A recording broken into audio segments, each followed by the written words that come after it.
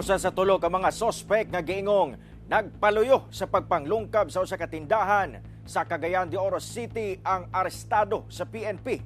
Sospek wala miangkon sa krimen, bisan pa man nakuha kaniya ang usa ka laptop nga ilang matud pang kinawat.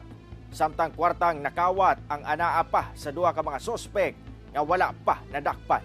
Aniya ang akong report. Balhog na sa prisuhan sa Cugon Police Station, kining usa ka lalaking residente sa Barangay Lapasan, Cagayan de Oro City, human ang gihimong hot pursuit operation sa kapulisan sa lugar.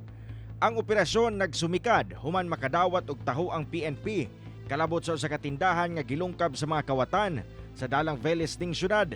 Matod pa, buntag adlong Huwebes nadawat sa PNP ang taho gikan sa mga nabiktima. Butang nga ila gilayong gisubay ang crime scene, lakip na ang mga suspect niini. Nakita ng buwang area, so naagi-agi nga nilungkaban, giguba ang iyang kadina, giputol. Okay. So ang ginagi siya force entry.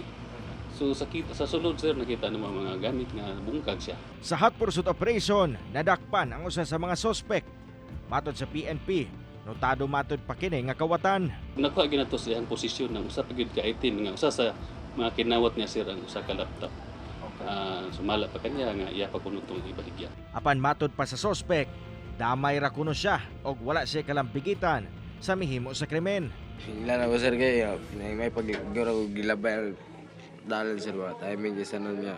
Base sa saysay sa tindera sa mong tindahan, ana sa kapin 200,000 pesos nga salapi ang natangag sa mga suspect. Kana po'y lisod manggod kay ta magpatakag istorya. So wala jud ko'y idea sir kung unsa gyud. Siguro kawat lang jud siguro o ginaniid ba kato siya. Kasong robbery ang ipasaka batok suspect, lakip na sa laing duha pa ka mga kauban ni ini. Sanglit na dakpa na ang usa sa mga suspect sa pagpanglungkab. Padayong ginapangita karon sa Cugon Police Station ang laing duha pa ka mga suspect nga nakaikyas pa. Kauban si Jaybert Pairat, Cyril Chavez, 1 Mindanao.